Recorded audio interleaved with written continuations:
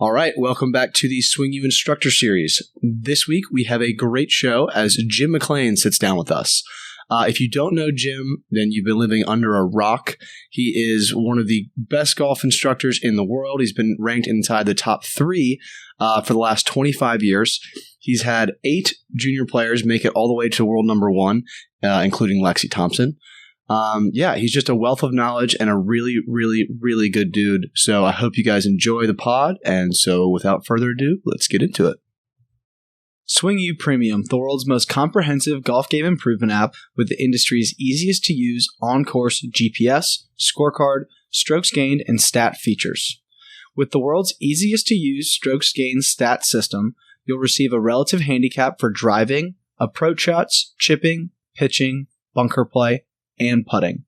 Whether you're on the course or at home, premium subscribers get anytime, anywhere access to SwingU's massive on-demand library of lessons and drills from world-class golf instructors. Join SwingU Premium today and start shooting lower scores. Now let's get to the pod.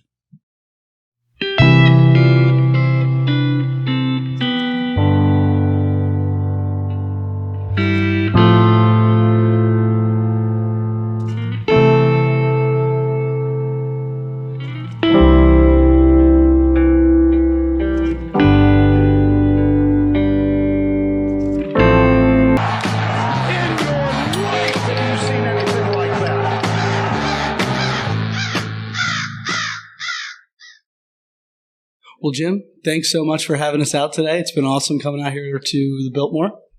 And the hotel is absolutely gorgeous, and we've had a great day today. So thanks for having us out. Well, I've had a great time, too. Thanks a lot for coming out. And it was great talking to your dad at lunch, too. I really like that. He's a great friend. Yeah, it's just nice that, we could do that and have a little fun with that.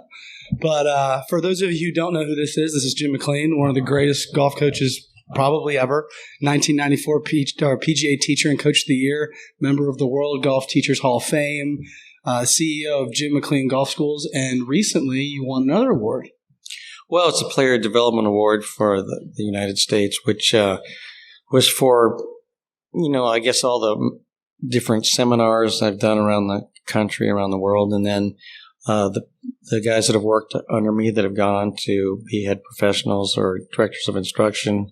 So that's been a big thing in my life, doing the work with many guys that have worked and girls that have worked for me here, and then a lot of them are still here, but a lot of them have moved on to some really great places. Yeah, all over the country, all over the world, actually, right? Well, there's been some outside of the United States, mostly in the United States. But definitely, branching out, especially even your golf schools are branching out outside the United States now. Yeah, I've had my school in Madrid for a long time. I'm hoping to get back there this summer. We have one in Mexico that I go to in Mayakoba. They have a tour event there every year. It's unbelievable. And then also one in Korea. South Korea, which I think is really interesting. And I'm supposed to go there too. So I'm really looking forward to going to South Korea. Got a great guy there, Joseph Kim, that came here and trained. He's a tremendous guy. And they've got a great staff there. It's right in downtown Seoul, Korea, so it'd be a really cool place to go to. I haven't been to it. I was supposed to go last year, and maybe this summer I'll make it over there. Yeah. So how often are you able to actually reach each site? I know you spend a lot of your time here in Miami, but how often do you kind of get to go? Yeah, well, I have 2 schools here in Miami, one down in Miami Beach at Miami Beach Golf Club, and I've got one up in Maryland, the Inn at Perry Cabin. That's great. We do an outing there every year. In the summer, I go to my school in Denver, and the one in Utah, just great in Park City, Utah. Yeah, it's the red ledges. The red ledges, with these really cool sort of hitting bay, sort of mat situation things. Really, really interesting. It's a great place. Jack Nicklaus did the golf course, and they have a 12-hole course there as well. It's for the kids and beginner golfers. But it's a fabulous place. I love going out there. It's been, just one of my favorite places to go to. Love it. So I kind of wonder, where was the initiation to take your golf schools overseas? Where did that come from? Well, I was a head professional. I went up to New York and started teaching there, and I became a head professional in New York. I was in New York for 19 years. then the job happened at Doral, which, was a big move for my family to come down to Florida. But it was the ability to run my own golf course, my own golf school. And then, eventually we were very successful there, and we branched out to PGA West in the desert where your dad was. Yep. And then, in fact, going outside the United States, well, we taught a gentleman, Mr. Botin, who developed his facility, a campus outside of Madrid, kind of like the Nike campus in America, which is just fabulous, where he has the bank, but he also has a fitness institute and the golf course and a driving range and other things for bank employees. And people can come there from outside. Not that easy to get in, but it can be done. And it's just great. So that's with Banco Santander. It's a huge bank in all over the world. Gotcha. Mm-hmm. Gotcha. So we talked a little bit earlier about, all of the, I guess we could call them students that you've had over the years, 300 plus assistant pros that have gone on to do pretty awesome things just throughout golf. But what are some of the ideals and values and the things that you instill in your students, I should say, over the years? Well, here in Miami, we have a Monday meeting where the teachers and the assistants come to it. And then the assistants have a Thursday night meeting where they train. The Monday meetings are 90 minutes long. The training for the assistants is really tough. That's just one little part of what they do. But we have tests for them and video presentations for them to do and book reports to do. And we do a swing study every year of the top 100 players on the PGA Tour. Studies are big. They're not little things. That they take time. So that's a big part of learning, having a big knowledge base. We have 10 books that they have to know very well and do book reports on. Sounds like college. Yeah. We feel like it's a master's degree, like the Harvard of golf schools, where we really train hard. We try to hire really good people to begin with, then really train them hard when they get here. And I've enjoyed that part of it as much or more than anything I've done. Really, really trying to develop guys who'll be able to succeed in the golf business, because it's not easy. It's tough to be a top teacher or to get to a head professional position at a top club. There's a tremendous amount of competition. I just want them to be prepared. So that's been a really fun part for me. And how many guys do you have working on each staff at a certain given time? Is it like a large group, or is it kind of a finite few that you shuffle through every year? Or well, I've had some people stay a long time. Glenn Farnsworth has been with me for the longest, almost 40 years. We've been together. He worked for me in New York, and then started when I went to Doral in 1991. So he's been a stalwart. We've had others that have stayed quite a while. The new guys and girls come in, and it takes them at least a year to get certified. Okay. To get the JMGS certification. And then they're ready to teach. So we have some new people start, or we put them in different schools. I have about 16 teachers here at the Biltmore and about 6 or 7 at Miami Beach. And then we have 6 assistants or 7 assistants here at the Biltmore and 1 assistant over there. So we've got a pretty good contingent of people right here in Miami. And then we have from the other schools, we have people come train here, or I train when I go visit the different facilities when I'm there. Gotcha. Yeah, and they also get every week our Monday meeting minutes. So we take very detailed minutes from the each Monday meeting, and then those are sent to all our golf schools, and then they run their own meetings. Gotcha. So there's definitely sort of a standardized line of what everybody is being taught, and everybody's learning, everybody's practicing. You got to be on the same page at a golf school. When we're doing golf schools, everybody has to know what we're doing, how to do the presentations, how to stand in front of people and talk about any aspect of chipping, pitching, bunker shots, iron game, full swings, drivers, cut shots, hook shots, and be able to demonstrate them too. Yeah, I mean, I feel like especially nowadays with, the way that teachers are doing lots of stuff in groups and things like that, teaching golf is almost like a form of public speaking. You have to be very comfortable in what you're saying and how you're relaying it to the student that, it is very important to have, the fundamentals down before you go in and just start talking. Yeah, when I go speak at different places, I might ask the audience out there. I said, "Hey, if I stood in front of you and asked you to stand up and give me 15 minutes on what you teach, could you do it?" Yeah. And it's really not that easy to do. We have our teachers stand up in the meetings and then give a presentation or talk about what do we teach here? What is the overlaying principles of what we teach here, and see if they can stand up and talk for 15 minutes on it. And they get pretty nervous at first. We've had some great meetings. I can see that being pretty nerve-wracking, Yeah. Well, I want to get into a little bit of your playing days, and a little back in the heyday. Winner of the Pat Coast Amateur, qualified for multiple U.S. Open and USAMs. You won one of the college events 3 times. I won 3 college events. Yeah. Won 3 college events, and even made the cut in the Masters, which is, that blew my mind. That's pretty awesome. But obviously working with, tons of high caliber players and tons of high caliber teachers, is there a correlation between the ability of the player to how good they can be as a teacher? Well, I think it's possible to be a top teacher without being a good player. I really think that having a long playing background, playing a lot of, playing U.S. Amateurs and U.S. Opens and tour events and hanging around with a lot of players and playing with them myself and playing a lot of professional golf myself. So I know what it feels like, to tee off big tournaments and try and finish tournaments too and win tournaments. I think that's helped me. And I think the guys and girls that have a better playing background, have a big leg up. I don't think you necessarily have to be a top player. But when you're working with better players, or actually anybody, it's nice to be able to demonstrate the shots so they can see it. I'm a very, very visual teacher, and I think most people are definitely visual learners. They do best by seeing something and watching. Certainly juniors, for sure. Big time. Big time. But also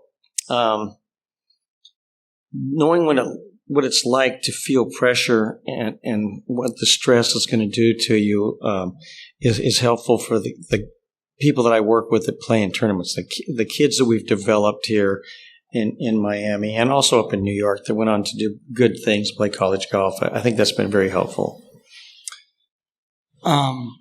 Having worked with, tons of PGA professionals and even coaches at the PGA Tour level, is there anything that you see, from the Butches, just the top guys, is there anything that you guys all have in common? Like, is there a common thread anywhere? Is it the same thing y'all are doing? Well, I think the top teachers just have good people skills. They're interesting to be around. They have good stories to tell, life stories. And they're very astute at noticing things, good observation skills for sure. But I think, being able to get along and have an interesting conversation when you're out on teaching and being able to teach something a lot of different ways. I think those are the things that make the difference. I think storytelling is a big thing that kind of gets missed because, you spend 4 hours on a golf course with somebody trying to better their game. There better be a couple of laughs in there at some point because if not, you're just going to be beating your head against a wall. Yeah, I think teaching through stories is the best way. And that's the things, those are the ideas that stick with people. Yeah.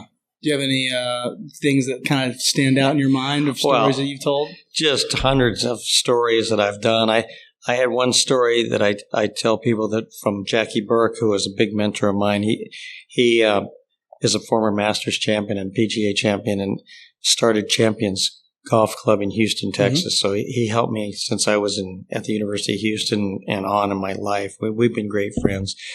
But when I was down at Houston, I asked him one time that I was having some trouble with my driving. And I said, Jackie, do you have any tips for helping me with my driving?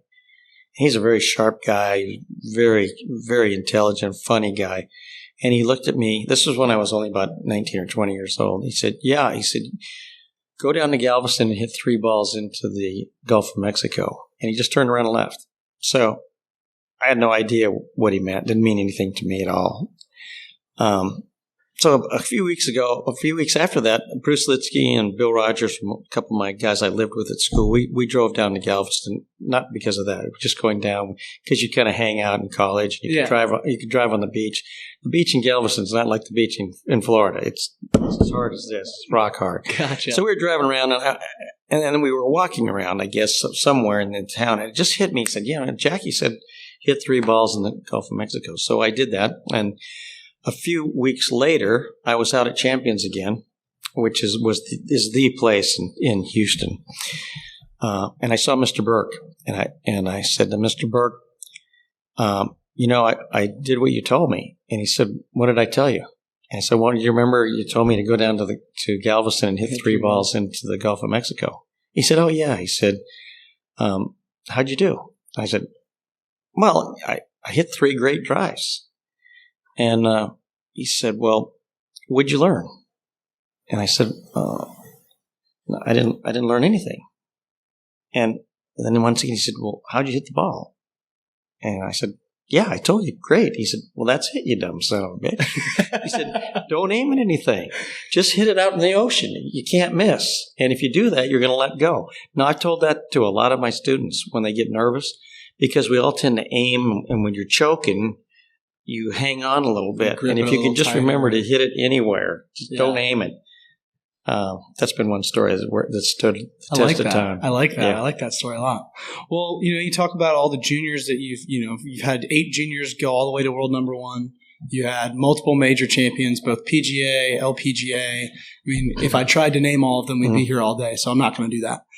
But what are some things? And I always thought that average golfers, the average weekend warrior, can honestly learn more from watching elite junior players or women's LPGA Tour players versus, the guys on the PGA Tour. Do you have any opinion on that? Well, the LPGA Tour, of course, the swings aren't nearly as fast, although they're getting a lot faster. Yeah, I mean, Lexi Thompson bombed it. We were just talking about her. Yeah, the girls are whistling it out there a long ways, much further than people think. Junior golf, developing a player is a different type of teaching than working with a tour player that's already on the PGA Tour. So I've really enjoyed taking kids and moving them along the way. And, luckily a few of them have gone, like Christy Kerr or Lexi Thompson or Eric Compton, from a kid down here to actually on the tour. Well, that's a miracle. Yeah, that's the dream. Yeah, but getting them to be good players and develop is the thing about the kids is that they have enthusiasm and they don't get discouraged if they miss some shots, and they'll hang with you longer. And I think that's one thing that the adults can learn, that the patience and the enthusiasm for playing the game. You can miss for a while, and it's okay. It might take you a while to get something. The kids are also great learners, they can copy so nicely, and they'll spend the time around the greens too. I think that's a big thing that you could learn. They'll chip and putt. I'm sure, as you did as a young guy, that you'll spend the time around the greens, and that's where we know as a teacher, that's where we can lop off 4 or 5 strokes with somebody right away, compared to trying to make them 4 or 5 shots better with their long game. Yeah, I mean, I can remember just as being a little kid that you always used to want to go to the chipping green at night because it was the one thing that wasn't shut down if the lights went off, because you get a little bit of sunlight, you can still chip when it gets dark. Yeah, a lot of good memories of chipping as a little kid. But also, we chatted a little bit about this earlier. I talked a little about the Zach Johnson going away. With how long everybody's hitting it now on the PGA Tour, I feel like hitting it kind of short and accurate is almost like a lost art at this point. I don't think I can almost guarantee you we'll never see a Masters champion that lays up on every par 5 and wins ever again. Don't think that's going to happen. But do you think that there's sort of like a style of golfer that's almost going extinct? Well, Zach Johnson was such a great player. He's just a bulldog and definitely one of the greatest wedge players of all time. He can roll the rock really great too, of course. But it's such a disadvantage right now, the length that guys are hitting the ball, and girls. But on the men's tour, it's just such a dramatic change of how far everybody's hitting it. You go to the Corn Ferry Tour, there's probably nobody that's hitting it under 300 yards right now. And all the young guys that I teach and all the college players that I watch, I was just down at the South Beach Amateur yesterday watching some of the top players in the world, and they're just ripping it. They're just shrink the golf course. So, yeah, I think, to go to the elite level, power is more important than it's ever been. Power has always been a big part of being a great player. All the great players have been long. Mm-hmm. But now everybody's long. And there's some of the guys are super long. But if you can't move the ball out there a long ways, don't think about playing pro golf. And to that point, we just had Phil Mickelson be the oldest PGA or major champion ever. Do you see maybe that number kind of maybe rising a little bit, having, the people are hitting it further, they're playing longer? We're talking about, who are we talking? Bernard Langer. Oh, yeah. He has just, extended his career and has played so on the Champions Tour. Do you see maybe Phil's record getting, squashed here in a few years? Yeah, it's going to be tough to win a major at 50, but absolutely guys are staying in shape longer. The lighter clubs, the better golf ball really evens things out. And you can still hit the ball a huge distance when you're 50 years old, for sure. So, yeah, I think guys are going to be playing a lot longer. And that means that the elite players can keep playing. So we know that there's 20 or 30 players that are just better. Yeah. And if they don't retire, they have a super long career, more so than any other sport. And they can stay in there a really long time and continue to play, really high level golf. That said, when I look at junior golf right now and the college game, it's unbelievable. The golf swings are so good, and they're so well taught. The teaching is so much better around the world than it was. So it's just almost unreal to get into the PGA Tour and be a top 125 player in the world. It's a very small percentage. Very small percent. It's like the 1% of the 1%. That's right. Pretty tough little scale. But lastly, in the pod today, I wanted to do a little bit of a throwback and talk about the Houston golf team. We talked about it earlier today, and I thought it was really interesting, so I wanted to bring it up. Maybe you could shed a little bit of light on just kind of what we talked about earlier. Well, most people don't believe it, but we had 40 guys on the golf team, and we lived in the athletic dorm. We had 40 guys on one floor, and there was a tremendous amount of competition. We got pretty close to the guys that stayed there. We'd have a lot. Some of those guys were like Freddie Couples. Yeah, there's been so many great players to go there, and we also. When I was at Houston, we played Texas often, and they had great teams, and Wake Forest had great teams, and Oklahoma State. So that's kind of stayed somewhat. That I think Houston's dropped off a lot. But back then, Houston, we had great players. The guys I played on my team won all 4 majors, and other guys won a bunch of tour events. So it was a battle to play on the team. So you had 5 guys played, 40 guys there on the team. We had our coach believed in qualifying, so you would qualify to get in a higher qualifying to move up to the top qualifying. You have qualifiers for qualifiers? Oh, yeah, absolutely. He was super organized. He won 17 NCAA championships. In my 4 years, we won 2 and finished second in the other 2. And the 10 years prior to that, or what was it? Yeah, when I had left school, we'd won 12 of the last 16 NCAAs, right? That mind boggles me. People talk about, the Patriots being a dynasty or, Alabama football being a dynasty. No, the Houston men's golf team was a dynasty. That is crazy. Way back, it was. Yeah, that is one of the most mind-blowing stats. And just the caliber of players that you guys had. Won all 4 majors on the guys on your golf team. That's unheard of. That's not real.